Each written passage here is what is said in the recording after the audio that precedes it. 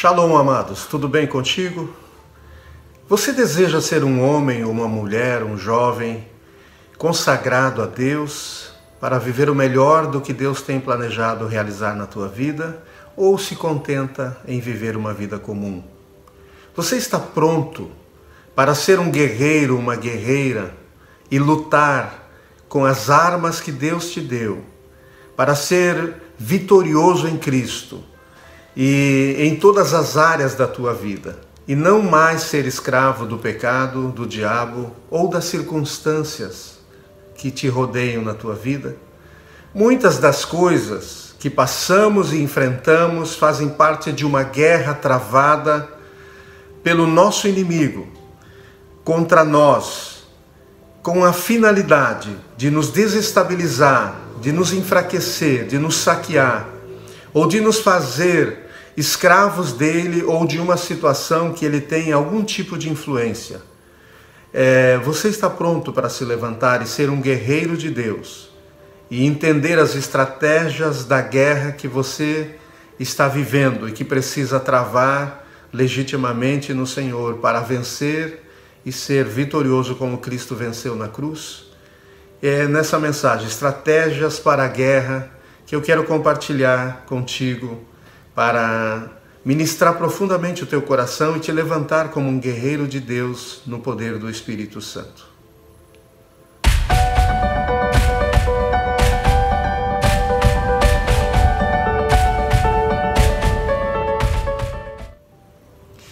Estratégias para a Guerra. Essa mensagem que eu quero ler com você numa passagem no livro de Juízes.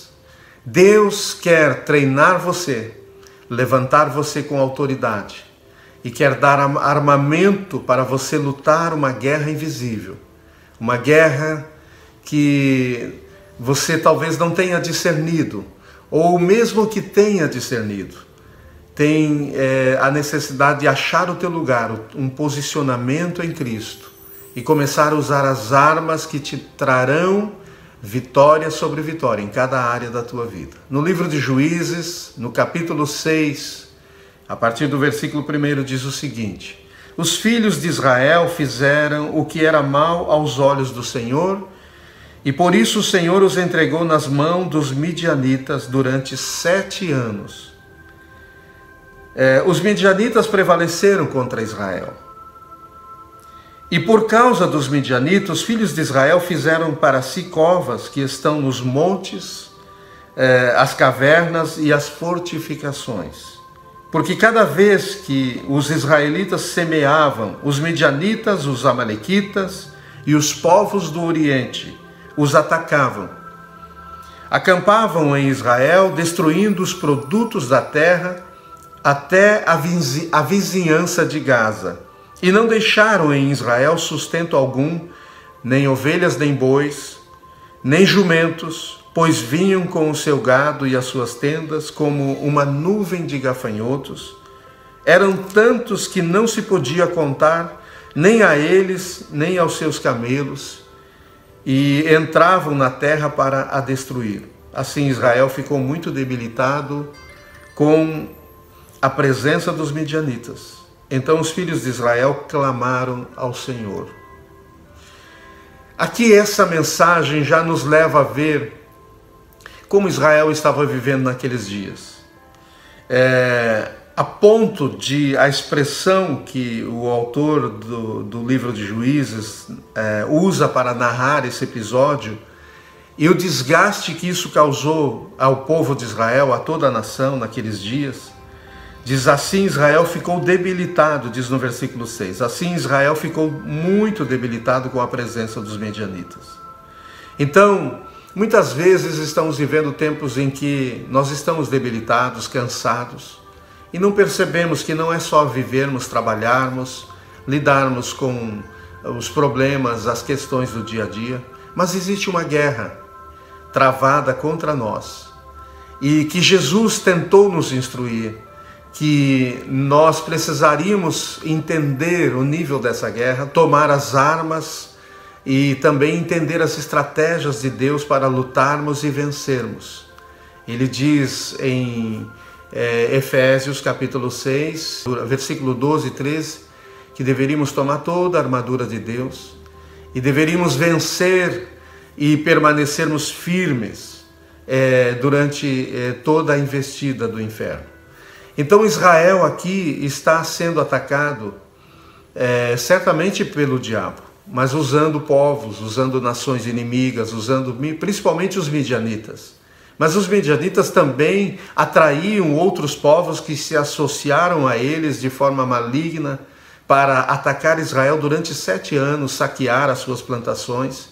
Então imagina, Israel, tudo que plantava, quando eles iam colher, acredito que os midianitas colocavam espiões para que avisassem eles quando Israel estava pronto para colher aquilo que havia plantado. Então os midianitas e os demais povos do Oriente, os amalequitas, estavam vivendo, sugando a força de Israel. Esse povo trabalhava, esse povo tentava usufruir daquilo que produzia, mas vinha essas nações, principalmente os midianitas, e saqueavam eles, roubavam suas forças. E muitas vezes o cristão, muitas vezes a igreja está vivendo tempos em como Israel estava vivendo. E acabamos ficando debilitados. Mas precisamos discernir que existe uma batalha espiritual do nosso inimigo, do nosso opositor. E ele tem estratégias, né? O que é uma estratégia? As estratégias do inimigo têm a finalidade de nos atingir em diversas áreas da nossa vida, tanto espiritual como emocional, mental, física e economicamente. O que é uma estratégia, então? Estratégia é uma palavra com origem de um termo grego, estratégia, que significa plano, que significa método, manobras ou estratagemas usados para alcançar um objetivo ou um resultado específico. E o nosso inimigo, ele é ardiloso. Ele usa pessoas, ele usa situações, ele usa instituições, ele usa meios diversos para nos atacar e nos atingir. E às vezes nós vimos as coisas no âmbito apenas natural. Não discernimos, como Eva lá no Jardim do Éden não discerniu, que a serpente estava sendo usada por Satanás para lhe enganar, para lhe ludibriar, destruir e roubar e saquear. E o que Satanás roubou de Eva foi muitas coisas, de Eva e Adão. Foi a posição deles de autoridade. Foi o nível de intimidade que eles tinham com Deus. Foi tudo que a identidade deles, tudo que eles eram, tudo que eles representavam. E o inimigo tenta saquear a igreja, tenta atacar a igreja da mesma forma e usando estratégias, né? E diz que Israel, diz uma versão que Israel empobreceu muito pela presença dos midianitas. Então os filhos de Israel clamaram ao Senhor. Por causa de Midian, Israel empobreceu tanto que os israelitas clamaram por socorro ao Senhor, diz uma outra versão que é a NVI. Então o motivo que levou eles a essa pobreza, a esse desânimo, levou eles a clamarem ao Senhor. E é isso que precisamos fazer. Precisamos entender sobre essas estratégias que nesse primeiro vídeo, eu quero gravar um segundo vídeo sobre esse mesmo tema, Estratégias para a Guerra 2, mas nesse primeiro vídeo eu quero tratar dessas estratégias como estratégias de posicionamento. Primeiro nós precisamos nos posicionar em Deus, voltando a ser quem devemos ser. Porque, embora a escravidão esteve algumas vezes na história desse povo, que era o povo de Deus, Israel, mas Deus nunca criou seu povo para a escravidão. Deus nunca planejou que eles fossem escravos de alguma nação, que vivessem em algum momento escravo. Como Deus não nos criou para ser escravos do pecado, para o diabo ter algum tipo de controle ou influência sobre as nossas vidas, nem para nós viver uma vida de injustiças, de escravidão e sofrimento, seja algum vício ou algum pecado. Então nós temos que discernir a guerra que está por trás de muitas coisas que estão afetando as nossas vidas. Assim como Israel, teve que haver um momento, imagina 7 anos eles sofrendo daquela forma. Isso chegou a um ponto insuportável. Aí eles clamaram ao Senhor, aí eles se levantaram e buscaram o socorro de Deus. E é isso que precisamos fazer, voltar a ser quem nós fomos criados para ser, quem nós fomos chamados para ser. Aquela nação precisava voltar a ser a nação que Deus criou ela para ser, que Deus chamou ela para ser. Uma nação que andava em intimidade com Deus, que andava revestida do poder de Deus. No início, no versículo 1 desse capítulo 6 de Juízes, nós lemos o seguinte: os filhos de Israel fizeram o que era mal aos olhos do Senhor, e por isso o Senhor os entregou nas mãos dos midianitas durante 7 anos. Então aqui mostra por que Israel estava vivendo aquela condição. E nós temos que despertar e entender que não é normal muitas coisas que estamos vivendo. Mas por às vezes, como Israel, havia deixado de ser quem eles deveriam ser, afastando-se mais de Deus. Eles chegaram a esta realidade porque tinham deixado de ser quem foram chamados para ser. Os seus pecados haviam comprometido a sua posição espiritual como nação diante de Deus e, consequentemente, no mundo em que eles viviam naqueles dias.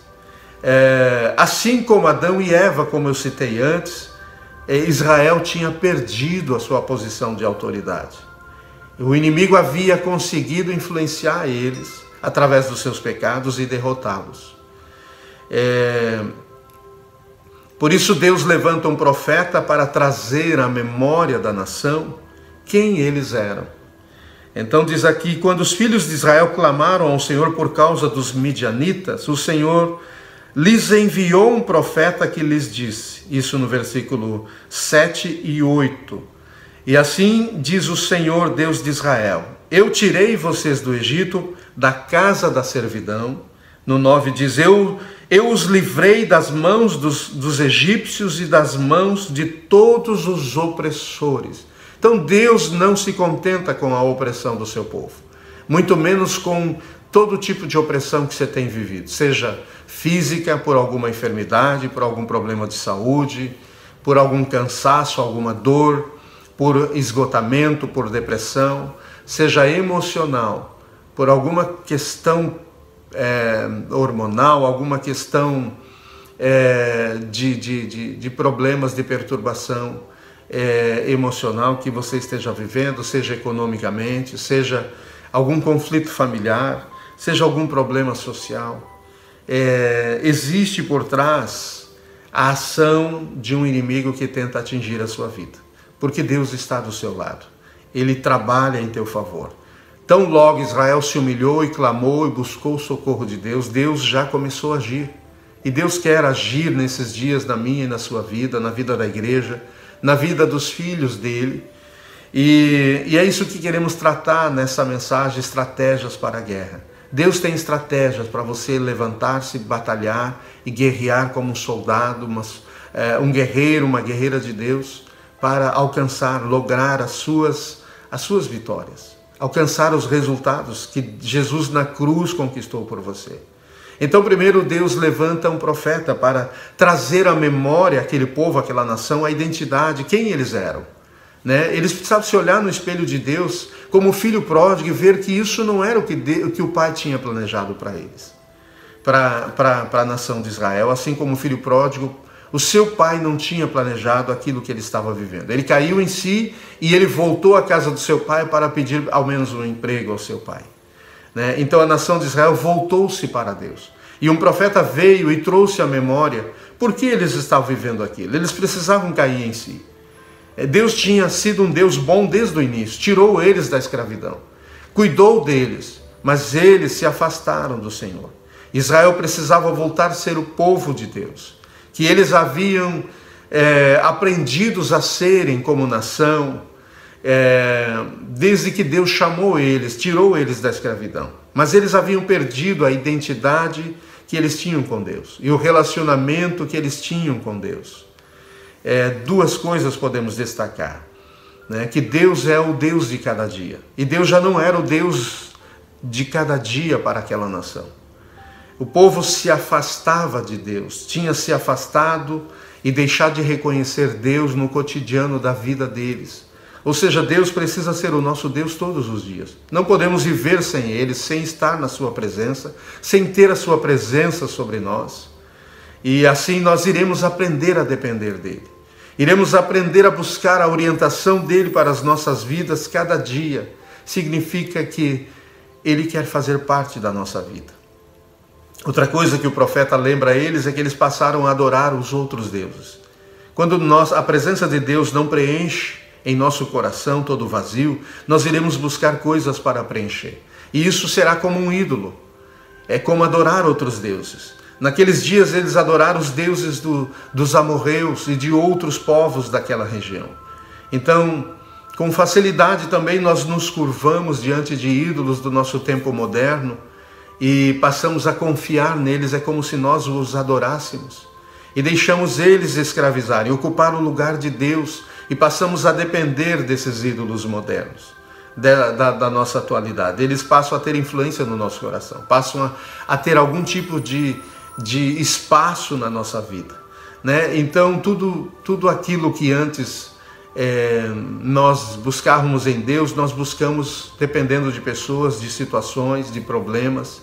E aí tantas coisas passam a ser parte desses ídolos modernos, né? O celular, o trabalho, tantas coisas que nós gostamos de fazer, o que precisamos fazer, mas que nós priorizamos antes do Senhor, antes dele, ou deixamos de depender dele para que nós possamos lidar com as preocupações da vida. Então a primeira estratégia aqui que nós vimos é clamar ao Senhor, clamar a Deus, buscar por socorro a Ele, né? Essa é uma estratégia de posicionamento, voltar a ocupar a nossa posição diante de Deus, de orar a Ele, de clamar a Ele, de buscar a sua face, porque nós precisamos da ajuda dEle, de que Ele, se Ele não agir, ninguém será suficiente na nossa vida. Então nós precisamos voltar a depender de Deus, né? Então essa é a primeira estratégia de posicionamento, é clamar a Deus e reconhecer que não podemos voltar à nossa posição inicial e sermos fortes e capacitados nele, sermos guerreiros, fortalecidos e poderosos em Deus, sem a ajuda dele, né? Diz Jeremias 33:3, clama a mim e responder-te-ei, e anunciar-te-ei coisas grandes e firmes que não sabes, diz. Em outra versão diz, chama por mim e eu responderei, e lhe anunciarei coisas grandes e ocultas que não conhece. Então é muito interessante esse chamado de Jeremias 33:3.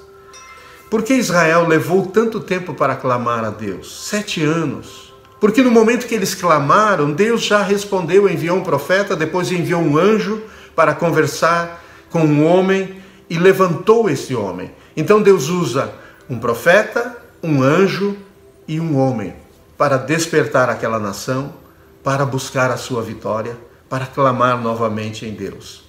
Mas por que durante 7 anos Israel somente tentou lidar na sua força, se escondendo nas cavernas das montanhas, escondendo o alimento que eles podiam esconder? Por que tanto tempo? Muitas vezes nós também deixamos de clamar a Deus. Vamos tentando levar as coisas, como alguns dizem, empurrando com a barriga, levando na nossa força, levando como dá. Mas precisamos nos humilhar e clamar ao Senhor, como Israel fez neste momento, né? Deus precisa nos ajudar, nos mostrar e nos ensinar quais são as suas estratégias para a vitória. Então, o profeta veio e falou à nação, mas Deus também diz aqui, então, diz no 11, então o anjo do Senhor veio e sentou-se debaixo do carvalho que está em Ofra, que pertencia a Joás, da família de Abiezer. Gideão, filho de Joás, estava malhando trigo no lagar para pôr a salvo dos midianitas. E no 12 diz, então o anjo do Senhor lhe apareceu e lhe disse, o Senhor está com você, homem valente. Então, um anjo de Deus veio e entrou na propriedade de uma família de um homem chamado Joás. E ali sentou embaixo de um carvalho, de uma árvore, e um carvalho que estava em Ofra, diz no versículo 11, e ele ficou observando um homem trabalhando. Esse homem chamava-se Gideão. Esse homem estava malhando o trigo antes que os midianitas viessem, para esconder esse trigo depois de malhado, recolher a semente e esconder. e guardar em proteção. Assim nós tentamos guardar com medo de perder muitas coisas na vida, mas precisamos da proteção de Deus, né? Então Gideão estava, pelo que se dá para ver na sequência, estava visivelmente chateado, aborrecido, mas usando a sua força para tentar resolver os problemas como ele conseguia. Aqui nós observamos na sequência, o Senhor está com você, homem valente. O Senhor está contigo, homem valoroso, diz outra versão. E Gideão respondeu no versículo 13: Ah, meu Senhor, se o Senhor está conosco, por que nos aconteceu tudo isso? E onde estão todas as suas maravilhas que os nossos pais nos contaram? Então muitas vezes nós lemos na Bíblia tudo que Deus já fez e nos perguntamos: por que isso não acontece comigo? Por que isso não acontece conosco? Isso cria uma espécie de chateação, era o mesmo que Gideão estava vivendo, isso representava o que a nação estava vivendo, né? E eles nos disseram: o Senhor nos tirou do Egito, porém agora o Senhor nos abandonou e nos entregou nas mãos dos midianitas. Às vezes é como se Deus é o culpado das situações que estamos vivendo. Não observamos que a Bíblia nos diz que Jesus já morreu na cruz e nos deu poder para pisar serpentes e escorpiões e toda a força do inimigo, para que nada mais nos cause nenhum dano. Então o Senhor se virou para Gideão e disse: vá nessa força que você tem e livre Israel das mãos dos midianitas. Não é verdade que estou enviando você? Então Deus, assim como chamou Gideão, está chamando você para se levantar, né? Quantas pessoas de tempos em tempos sofrem algum tipo de ataque maligno e perde tudo o que estavam construindo, conquistando e realizando? São tentadas também a acreditar que Deus as desamparou, elas e a sua família, e não consegue ver o que Deus não consegue ver que Deus não mudou. Elas é que mudaram. Deus continua o mesmo. Deus querendo ser Deus, assim como queria ser Deus na nação. Então logo Israel clamou, Deus veio e restaurou a visão. A segunda estratégia é restaurar a visão de Deus. É nós começar a ver as coisas como Deus vê, com o poder de mudá-las. É um tempo de mudança, é um tempo de nós nos levantar e começar a guerrear, tomando as armaduras de Deus, tomando as estratégias de Deus, para nós alcançar, lograr a nossa vitória sobre tudo aquilo que estamos batalhando. Então essa é a segunda estratégia, retomarmos a nossa posição espiritual. É a primeira, é recuperar a visão espiritual em Cristo. É a mesma coisa que é a segunda estratégia de posicionamento. E recuperar a visão espiritual em Cristo é a mesma coisa que quebrar toda a cegueira espiritual, né? Em 2 Reis, no capítulo 6, versículo 15 ao 19, tem uma passagem que diz: e o servo do homem de Deus se levantou muito cedo e saiu. E eis que um exército tinha cercado a cidade com cavalos e carros. Então o seu servo lhe disse: ai, meu senhor, que faremos? E ele disse: não temas, porque mais são os que estão conosco do que os que estão com eles. E orou Eliseu e disse: Senhor, peço-te que lhe abras os olhos para que veja. E o Senhor abriu os olhos do moço e viu, e eis que o monte estava cheio de cavalos e carros de fogo em redor de Eliseu. E como desceram a ele, Eliseu orou ao Senhor e disse: fere, peço-te, esta gente de cegueira. E feriu de cegueira conforme a palavra de Eliseu.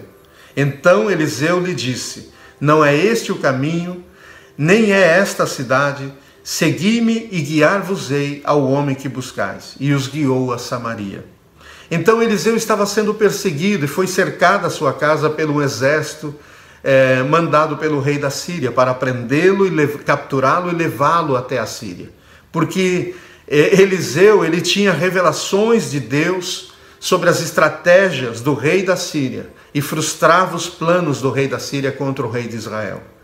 Mas irado, o rei da Síria descobriu, alguém lhe disse: o profeta Eliseu, que sabe tudo o que o Senhor pensa aqui em segredo na sua casa.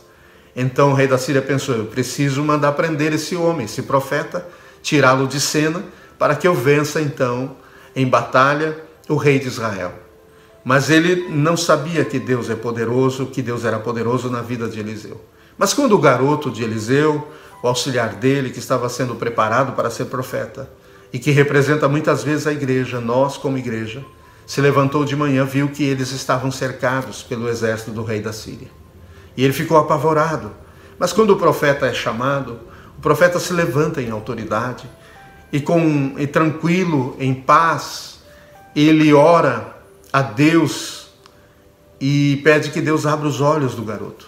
E Deus precisa abrir os nossos olhos, nós recuperarmos a visão. Israel precisava recuperar a visão de um Deus poderoso que estava com eles, das estratégias de Deus para trazer a vitória a eles. Então os olhos do garoto foram abertos e o garoto viu que era maior o exército de anjos, de carros de fogo, que estava ali para protegê-los e dar a vitória a eles. E ainda para completar, Eliseu ora pedindo que Deus ferisse de cegueira todos os soldados do exército do rei da Síria e guia eles a Samaria. Eles ficam como cachorrinhos. E esse é o poder de Deus, que estava sobre Israel, que está sobre você. Então, aqui nós vimos que a cegueira espiritual se caracteriza quando temos uma visão do natural como se fosse definitiva. Não tem como mudar. A minha vida é assim, não tem como mudar. Já tentei de muitas formas, estou cansado, debilitado como estava Israel. Ou temos uma visão exagerada da realidade. Assim não conseguimos ver as coisas na perspectiva de Deus, como o garoto do profeta. Precisa abrir-se os olhos. Nem entendemos que Deus tem estratégias, tem armaduras, tem armas poderosas para lutarmos e vencermos as nossas batalhas e as nossas guerras aqui nas circunstâncias da nossa vida. As estratégias de Deus são diferentes para vencer as batalhas e guerras que precisamos travar no dia a dia das nossas vidas. Temos que estar dispostos a aprender com Deus as suas estratégias para lutarmos contra o nosso adversário e vencermos, alcançando os resultados necessários e desejados. Nossa luta nunca será contra o sangue e contra a carne, embora muitas vezes pareça, né? Em Efésios 6,12 fala: porque não temos que lutar contra a carne e o sangue, mas sim contra principados, contra as potestades, contra os príncipes das trevas deste século, contra as hostes espirituais da maldade nos lugares celestiais. Mas quando levamos as nossas lutas e batalhas para o âmbito natural, passamos a lutar somente contra o que estamos vendo. E a nossa visão fica comprometida. E quando só vimos pessoas, situações humanas naturais, na nossa guerra, na nossa batalha do dia a dia, nós também deixamos de ver, nós não conseguimos ver que há demônios influenciando, agindo e usando situações, pessoas, usando realidades do mundo natural, até mesmo da internet, do mundo virtual, para nos atingir, do mundo moral, para nos atingir. Mas também nós não vimos Deus, não conseguimos ver a presença dele em nossas vidas. Israel também não via Deus. Gideão não conseguia ver Deus. Por isso, quando ele recebe o anjo, ele está desanimado e ele está frustrado. Então nós precisamos reconhecer o poder de Deus sobre as nossas vidas, né? Então, quando o anjo do Senhor apareceu, era Deus presente, e a terceira estratégia é nós reconhecermos o poder da presença de Deus. O anjo estava presente ali, Deus estava presente com Gideão para levantar Gideão, para fortalecer aquele homem. Mas um homem só poderia trazer vitória a uma nação que estava escravizada, sofrendo, desanimada por tanto tempo. Deus estava presente ali na vida de Gideão através daquele anjo, mas também queria fortalecer Gideão, queria que a presença dele estivesse na vida de Gideão. Por isso Gideão é reanimado pelo anjo, é fortalecido pelo anjo, né?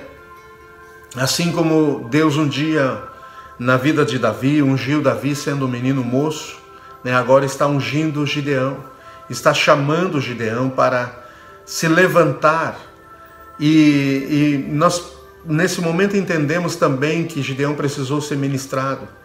E a questão da dignidade, quando ele se queixa e ele diz, por que o Senhor então que é tão maravilhoso, que já foi nos contado pelos nossos pais, que já fez tantas maravilhas, por que o Senhor nos deixa sofrer tantos anos? 7 anos estamos sofrendo nas mãos dos medianitas.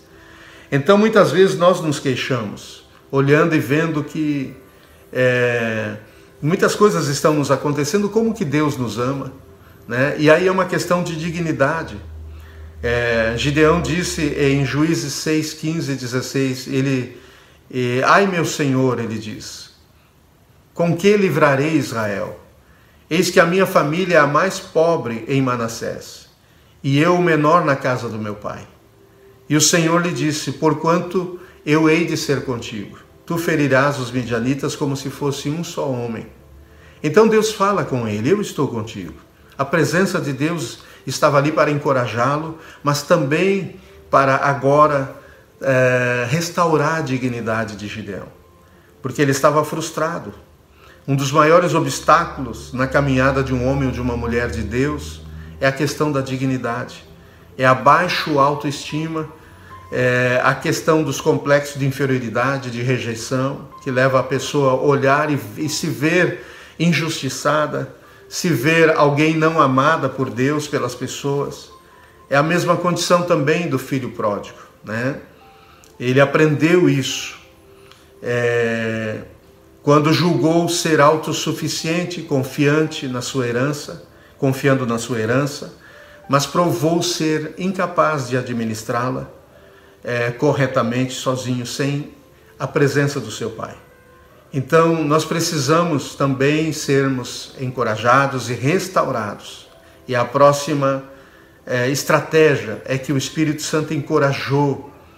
Em 2 Timóteo 1,7 diz, pois Deus não nos deu espírito de covardia, mas de poder, de amor e de equilíbrio, ou de moderação.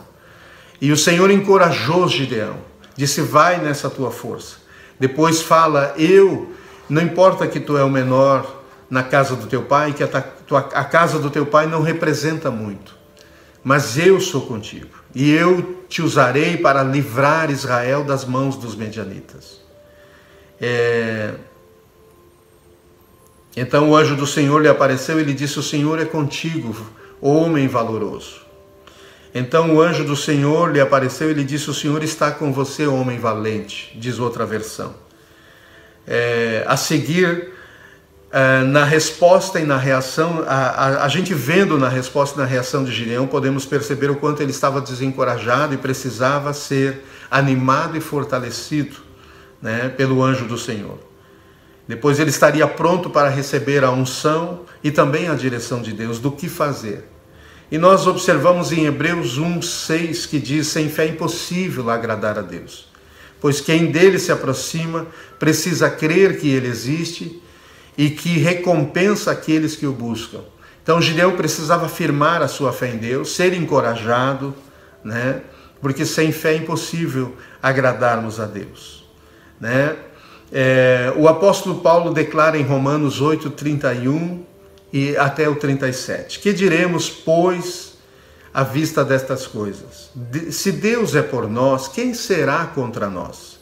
Aquele que nem mesmo ao seu próprio filho poupou, antes o entregou por todos nós, como nos não dará também com ele todas as coisas? Quem intentará acusação contra os escolhidos de Deus? É Deus quem os justifica. Quem é que condena? Pois é Cristo que morreu. Quem morreu, ou antes quem ressuscitou dentre os mortos, o qual está à direita de Deus, e também intercede por nós. Quem nos separará do amor de Cristo? A tribulação, ou a angústia, ou a perseguição, ou a fome, ou a nudez, ou o perigo, ou a espada? Como está escrito, por amor de ti somos entregues à morte todo dia. Somos reputados como ovelhas para o matadouro. Mas em todas estas coisas somos mais do que vencedores, por aquele que nos amou. Quem nos amou? Jesus Cristo, que em João 3,16 diz: Deus amou o mundo de tal maneira que deu o seu Filho, para que todo aquele que nele crê não pereça, mas tenha a vida eterna. E no 17 diz: porquanto ele veio ao mundo não para condenar, mas para que o mundo fosse salvo mediante ele. Então precisamos entender que Deus é contigo, que Deus quer te levantar como um guerreiro poderoso, como uma guerreira poderosa, cheia do Espírito Santo, para receber a direção de Deus para lutar as suas batalhas.